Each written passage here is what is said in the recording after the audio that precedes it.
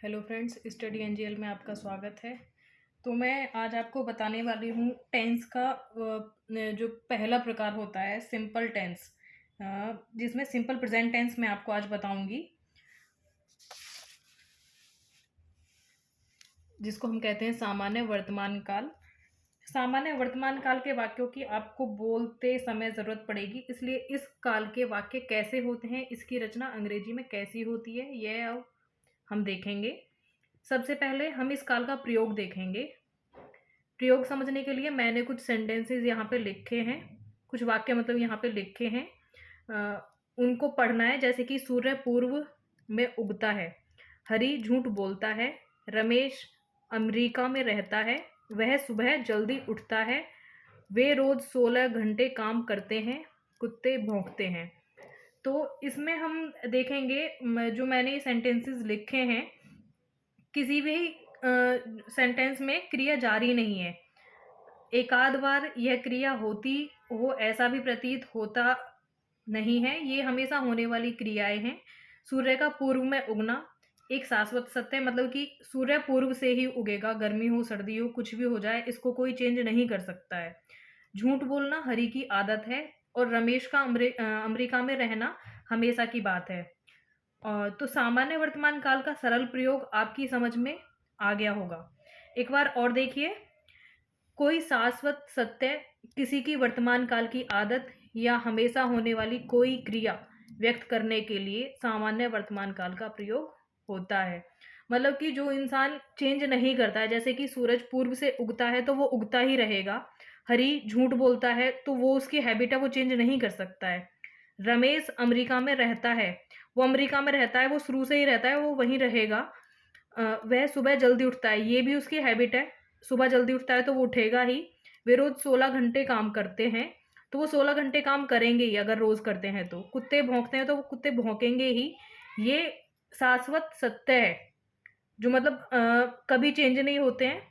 उसको हम simple present tense यानी कि सामान्य वर्तमान काल के मतलब एक पहचान हम कर सकते हैं कि जो कंटिन्यू होना है, जो हैबिट है जिसकी, जो चेंज नहीं हो सकता, वो सेंटेंसेस सारे सिंपल प्रेजेंट टेंस कहलाते हैं। ठीक है। सामान्य वर्तमान काल का प्रयोग होता है, इसका अर्थ क्या है, ठीक है, मैं आपको बताऊंगी। ध्यान से पढ़ें। सामान्य वर्तमान काल का प्रयोग होता है, इसका मतलब सामान्य वर्तमान काल की रचना जो आगे आ रही है उसका प्रयोग किया जाता है। ठीक है। हिंदी के वाक्य का अंग्रेजी में सही अनुवाद करने के लिए हिंदी के वाक्यों के काल की सही पहचान होना बहुत आवश्यक है, लेकिन सिर्फ वर्तमान काल, भूतकाल या भविष्य काल, इतनी पहचान काफी नहीं है। ठीक है। क्योंकि हमने अभी देखा कि वर्तमान काल 4 हैं, भूतकाल 4 हैं और भविष्य काल 4 हैं, और इन 12 कालों की 12 अलग अलग रचनाएं हैं, इसलिए वाक्य निश्चित कौन से काल का है यह पहचानना हमें बहुत जरूरी है। ठीक है। तो अब हम आगे बात करेंगे।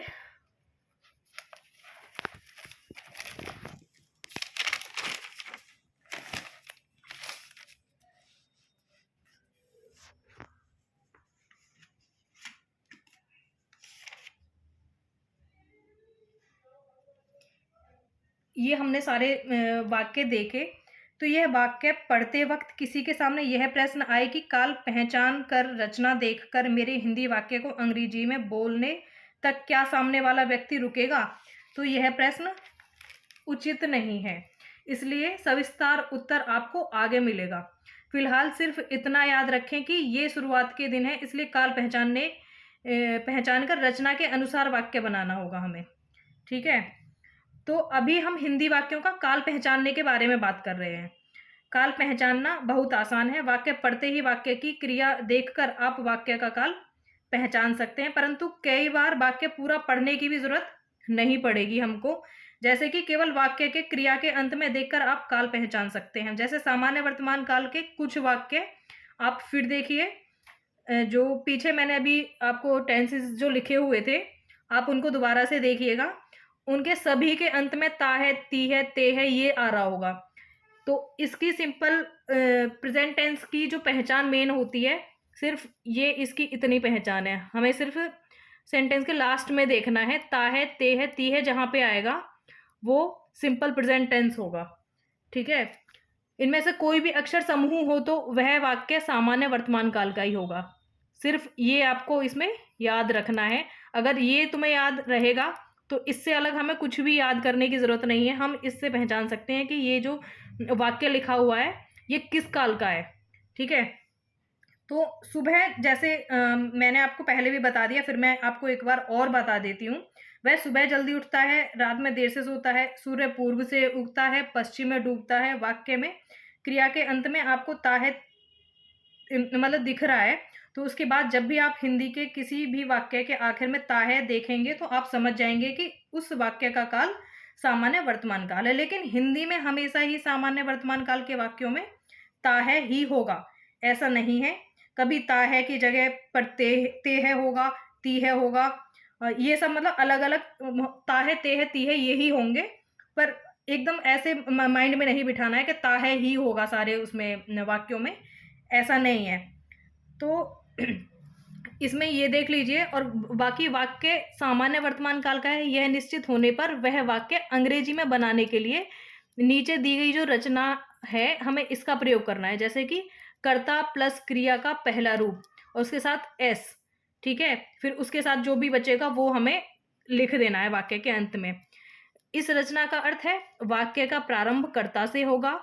वाक्य में कौन सा शब्द कर्ता है यह पहचानना मुश्किल नहीं है हमारे लिए, क्योंकि कर्ता यानी करने वाला होता है। तो वाक्य में क्रिया करने वाला कर्ता होगा। जैसे कि मैं, तुम, आप, वह, राम, श्याम, ये शब्द कर्ता हैं। हिंदी वाक्यों में साधारणतः कर्ता अधिकतर पहला शब्द ही होता है और कर्ता के बाद आएगा क्रिया का पहला रूप। जरूरी हो तो क्रिया के पहले रूप में से हम एस लगा सकते हैं, मतलब लगेगा। और वाक्य, और ये मैं बताऊंगी आपको आगे वाली वीडियो में कि एस हमें किस कंडीशन में लगाना है, ठीक है। और वाक्य में जो कुछ भी बचा होगा वह क्रिया के बाद आएगा। तो ठीक है, हमें इतना समझ में आ गया होगा। और मैं थोड़ा सा निचोड़ के रूप में आपको बता देती हूँ जो अब तक हमने इस वीडियो के शुरू से और यहाँ तक जो हमने पढ़ा है और समझा है उसको हम इन 3 लाइनों में मैं आपको बताना चाहूँगी। इसको कोड वर्ड के रूप में आप लिख सकते हैं। जैसे कि हमें सामान्य वर्तमान काल का प्रयोग हमेशा की क्रिया व्यक्त करने के लिए मतलब जो क्रिया व्यक्त करेगा वो सामान्य वर्तमान काल होगा। और इसकी पहचान हम कैसे करेंगे? वाक्य के आखिर में ता है, ते है, ती है, ये होगा तो हम इससे इसकी पहचान कर सकते हैं कि ये वाक्य किस काल का है। ठीक है, काल की रचना हम कैसे करेंगे? कर्ता प्लस क्रिया का पहला रूप। और एस मैंने आपको बता ही दिया है, मैं आगे बताऊंगी कि एस कब हमें इसमें जोड़ना है। ठीक है, और उसके बाद जो बचा हुआ होगा वो हमें इसके अंत में जोड़ देना है। तो इसके बाद फ्रेंड्स मैं आपको बताऊंगी कि आगे हम इसके जो वाक्य हैं हम इंग्लिश में उसको कैसे बना सकते हैं। ठीक है, इससे अगले वाली वीडियो में मैं आपको बताने वाली हूँ। पर इसको साथ के साथ नोट करते जाइएगा। अगर ऐसे सुनते रहोगे तो ये सब आपके सर के ऊपर से जाता रहेगा, कुछ भी समझ में आने वाला नहीं है। तो कृपया मेरी आपसे ये रिक्वेस्ट है कि आप इसको नोट भी करते चलें और साथ के साथ 1-2 बार रिवाइज भी ज़रूर करें। ठीक है, अगर वीडियो आपको अच्छी लगे तो लाइक सब्सक्राइब करते रहिएगा। धन्यवाद।